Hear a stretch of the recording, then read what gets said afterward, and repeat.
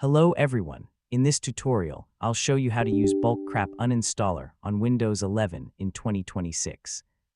Bulk Crap Uninstaller, also known as BCUninstaller, is a free and powerful tool that helps you uninstall programs, remove leftover files, detect portable applications, and manage installed software more efficiently than the default Windows uninstaller. Let's get started. First, open Bulk Crap Uninstaller from the Start menu or your desktop shortcut. When the program opens, it will automatically scan your computer and display a list of all installed applications.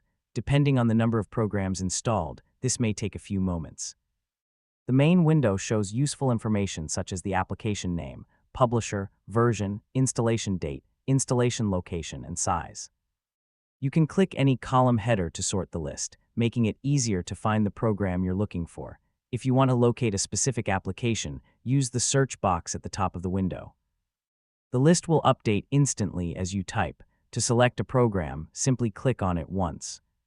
To select multiple programs, hold the **Control ** key while clicking each application, or hold the *Shift key to select a range of items. The toolbar at the top provides quick access to the most commonly used features, including uninstalling applications, refreshing the list, filtering installed programs, viewing properties, and opening additional tools.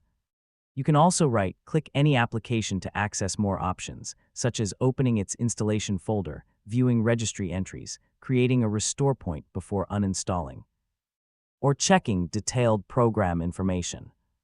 If you decide to uninstall a program, select it and click Uninstall **.